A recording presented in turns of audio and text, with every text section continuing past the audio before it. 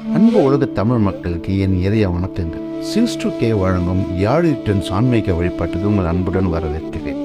2000 ஆண்டுகளுக்கு மேல் வாழ்ந்துட்டு வரும் நம்ம எடக்காடு சித்தரை பற்றி மாமாங்க 18 சித்தர்களான ஒருவரானதான் நம்ம எடக்காடு சித்தர். இவரை பற்றியும் சுயம்பு மூர்த்தியாக காட்சி தரும் நம்ம நரசிம்மரை பற்றி தாங்க நம்ம பார்க்க போகிறோம். இந்த ஆலயம் எங்கே இருக்குன்னு பார்த்தீங்கன்னா, திருப்பூர்லேருந்து செங்கல்பட்டு போகும் வழியில் கொட்டமேடின கிராமத்தில் பக்கத்தில் எடர்குன்றம் என்ற ஒரு கிராமத்தில் தாங்க இருக்குது. மெயின் ரோட்டில் இருந்து 3 கிலோமீட்டர் தொலைவில் இருக்குது இந்த மலை கோவில். இங்கே வந்தால் என்னென்ன நன்மைகளும் என்ன சிறப்புகளை பற்றியும் நம்ம பார்க்கலாம். கோவில் ஆகப்பட்டது 2000 வருஷத்துக்கு முன்னாடி உள்ள பழமையான ஸ்தலம். இது அப்போது இந்த கோவில் கட்டடங்கள்லாம் கிடையாது. சுவாமி சுயம்புவாக வந்ததுனால சுவாமியும் இடைக்காடர் சித்தர் சொல்லிட்டு ஒரு சித்தர் பெருமான் இந்த வழியாக போகும்போதோ சுவாமி இது அசலில் வாங்க கொடுத்துருக்கு. நீ இந்த பாறை மேலே உட்காந்து தியானம் பண்ணு, உனக்கு சிம்மமூர்த்தி காட்சி கொடுப்பாரு அப்படின்னு சொல்லியிருக்கு. அதுக்கப்புறம் என்ன ஆயிருக்கு, 2000 அதாவது கிட்டத்தட்ட 2000 வருஷத்துக்கு அப்புறம் முன்னாடி உள்ள நடந்த சமாச்சாரம்னால சித்தர் இங்கே உட்காந்து தியானம் பண்ணிட்டு இருக்கார்.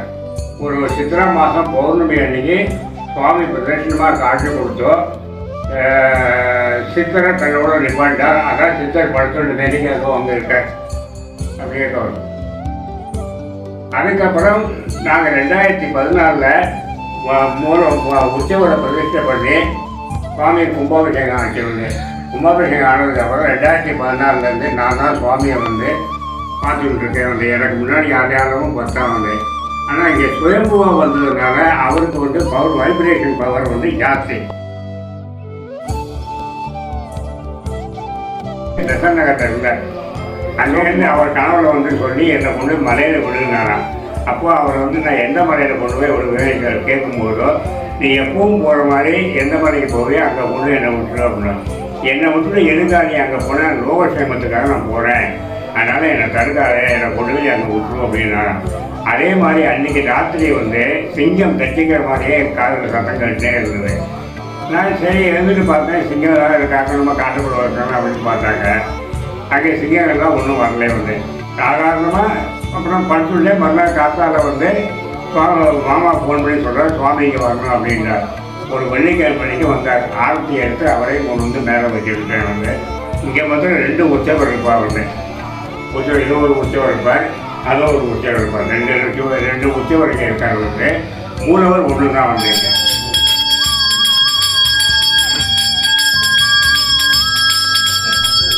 பேயாழ்வார், ராமானுஜர், பெரியாழ்வார், அந்த பக்கம் கருடாழ்வார். இங்கே இப்பவும் சித்தர்கள்லாம் இங்கே மேலே இருக்கார். அவள் வாழ்ந்த இடங்கள்லாம் மேலே இருக்கு, குகையெல்லாம் இருக்கவில்லை. அங்கே நம்ம ஏறி நான் போய் பார்க்க முடியாது.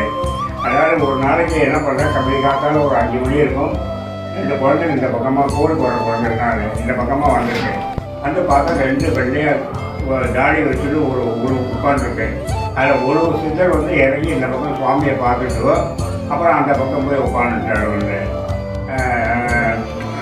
அதுக்கு குழந்தைனால அதுக்கு ஏதோ தெரியல, யாரோ இது தெரியல அப்படின்னு சொல்லியிருக்கேன். கற்றுக்கு நான் சொன்னேன், யாரும் இல்லைம்மா, சித்தர் பெருமான் தான் அங்கே உட்காந்துருக்கார். இப்பவும் சித்தர்லாம் வருவார். ராத்திரிக்கு இங்கே வருவேன், சுவாமி தரிசனம் பண்ணிட்டு போயிடுவோம். கற்பங்களும் இங்கே உள்ளே வரும். மேலே சுவாமிக்கு மூலவருக்கு சட்டையை உரிச்சி மாலையாக போட்டுட்டு போயிருந்தது ஒரு சர்மம், ஒரு வெள்ளிக்கிழமை ராத்திரிக்கு.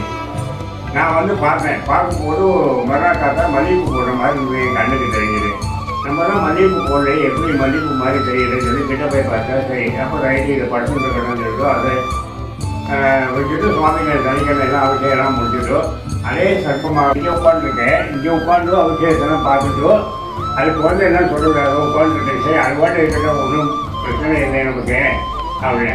அப்புறம் நான் தீவாரனை காட்டும்போது அதே சர்ப்பம் இந்த பக்கம் வந்துருக்கோம்.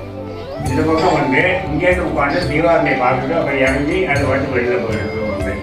ரொம்ப விசேஷமான கோவில். இது நம்ம நினச்ச காரியம் சித்தியாகணுனாக்க நமக்கு அவருக்கு செய்ய வேண்டியதுனாக்க ஏலக்காய் மாலை அவருக்கு மூலவருக்கும் போடலாம், உற்சவருக்கும் போடலாம். ஏலக்காய் மாலையை கொடுத்து போடலாம். 2வது பரிகாரம் என்னன்னாக்கா எலுமிச்சம்பழம் 108 எலுமிச்சம்பழம் வாங்கி அதில் பின்னம் இருக்கக்கூடாது. பின்னாக்க புள்ளி விதி எதுவுமே இருக்கக்கூடாது. அதை வந்து நேர் பாதியாக 58 ஒரு மாலையாக கட்டி மூலவருக்கு போடணும். பாக்கி இருக்கிற எலுமிச்சம்பழத்தை 2 மாலையாக கட்டி 2 உற்சவருக்கு போடணும். ஏன்னா போட்டுட்டாக்கா ரொம்ப விசேஷம். ஆஞ்சநேயருக்கு ஏலக்காய் மாலை போடலாம் வந்து ரொம்ப விசேஷமான இது வந்து வெண்ணெய் சாத்தலாம் வந்து. அப்புறம் கோவிலுக்கு வேண்டு வருவார் திருமண தடை நீங்கும் முதல்ல. 2வது குழந்தை இல்லாதவருக்கு குழந்தை பாக்கியம் கிடைக்கும் வந்து. 3வது நல்ல படிப்பறிவு. 4வது வந்து அவளுக்கு ஏதாவது உடலில் வியாதிகள் இருந்தால் அதுவும் தீவிரமாக குணமாகும் வந்து.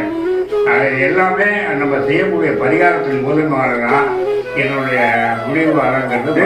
இடைக்கால சித்திரைக்கு இருந்ததுனால இந்த ஊருக்கு வந்து இடர்குன்றம் அப்படின்னு பேர் வந்தது. திருப்பூர் வந்து 10வது கிலோமீட்டர் ஊர் வந்து அங்கேருந்து உள்ளுக்குள்ளே வரணும். ஒரு 2 கிலோமீட்டர் உள்ளே வந்தாங்க. அங்கே ஊர் இருக்க வந்து அதாவது சுவாமியை பார்க்க வரவா வந்து காலையில் ஒரு 8-9 மணி சனிக்கிழமை அன்றைக்கி அவருக்கு விசேஷமான நாள். அதே மாதிரி சுவாதி நட்சத்திரம் அது விசேஷமான நாள். சுவாமிக்கு ரொம்ப பிடித்தமானது என்னன்னாக்க ஏலக்காய் மாலை. ஏலக்காய் மாலை வந்து வாங்கி கட்டி சுவாமிக்கு இது பண்ணிட்டோம். ஆஞ்சநேயருக்கு காம்பு மாலையை வந்து சாத்தினாக்க ரொம்ப விசேஷமான ஒரு இது வந்து ஆஞ்சநேயருக்கு வெண்ணெய் சாத்தனம். இது வந்து நாங்கள் சுவாமிக்கு சித்திரை காட்சி கொடுத்த இந்த சித்ரா பௌர்ணமி, அதே மாதிரி நரசிம்ம ஜெயந்தி, ஆஞ்சநேயருக்கு ஆஞ்சநேயர் ஜெயந்தி இதெல்லாம் விசேஷமாக பண்ணுறது வந்து. இப்போ வரப்போகிற சித்திரை மாதம் பௌர்ணமி மே 5ஆம் தேதிக்கு வருது. ஏதோ எல்லாரும் கொடுத்தா பண்ணுவேன், இல்லைன்னா என்னால் என்ன சக்திக்கு முடியுமோ அதை நான் சுவாமிக்கு பண்ணிடுறது வந்து. நிறைய அன்னதானங்கள்லாம் உண்டு. இன்னும் காத்தாலேயோ ஒரு சாயங்காலமோ அபிஷேக ஆராதனைலாம் உண்டு வந்து. ஏன்னா எல்லாரும் வந்து கலந்துட்டு சுவாமியை தரிசனம் பண்ணி அவருடைய பூர்ண அனுகிரகத்தை பெற்றுக்கணும் அப்படின்னு இதன் மூலியமாக நான் சொல்லிக்கிறேன் வந்து.